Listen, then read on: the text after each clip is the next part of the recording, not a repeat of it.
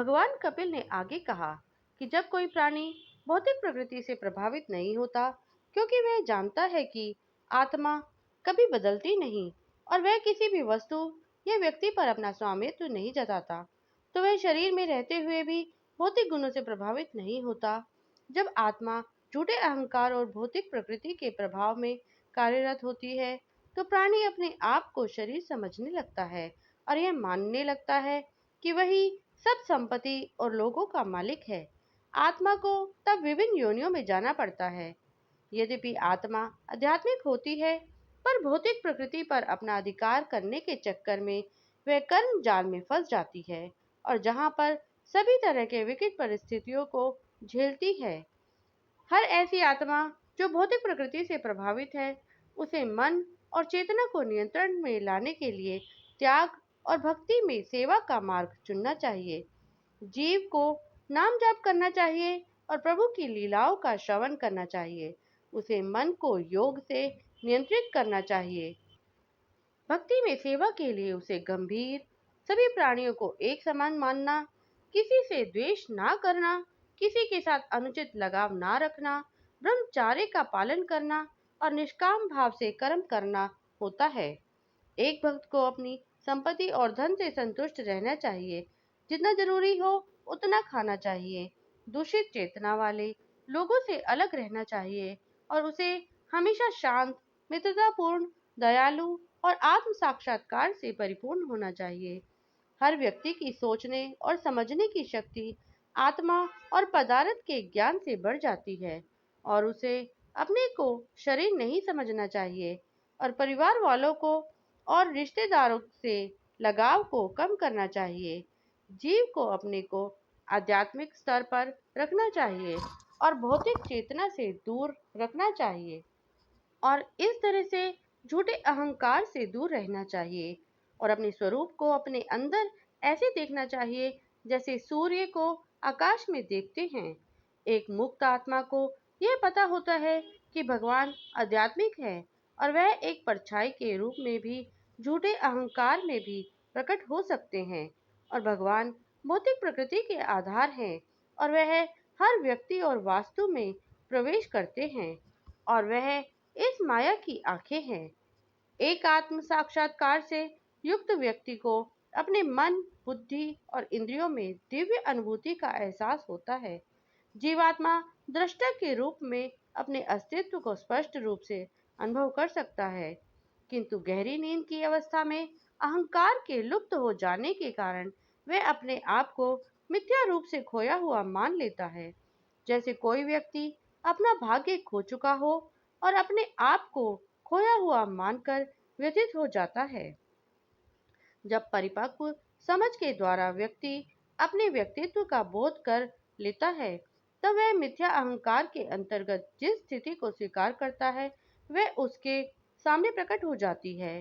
श्री देवहूति ने पूछा, हे ब्राह्मण, क्या भौतिक प्रकृति कभी भी आत्मा को मुक्त करती है, जो कि एक दूसरे के प्रति सदैव आकर्षित रहता है, तो उनका अलगाव कैसे संभव है? जिस प्रकार पृथ्वी और उसकी सुगंध, जल और उसके स्वाद का कोई पृथक अस्तित्व नहीं है, उसी प्रकार बुद्धि और चेतना का भी कोई पृथक अस्तित्व नहीं हो सकता।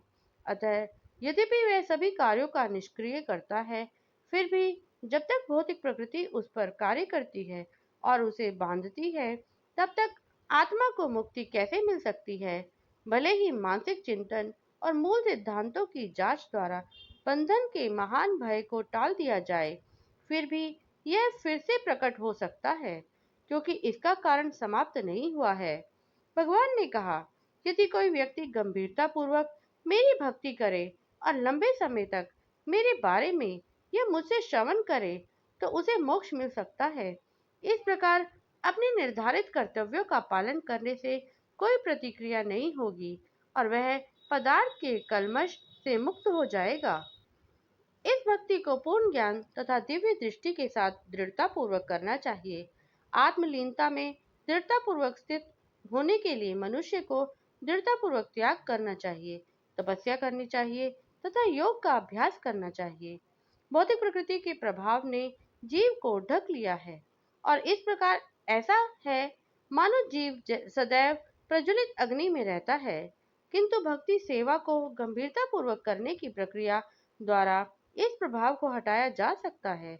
जिस प्रकार अग्नि उत्पन्न करने वाली लकड़ियां स्वयं ही अग्नि द्वारा भस्म हो जाती हैं, भौतिक प्रकृति पर प्रभुत्व करने की अपनी इच्छा की त्रुटि को जानकर तथा उसे त्याग कर जीवात्मा स्वतंत्र हो जाता है और अपनी महिमा में स्थित हो जाता है।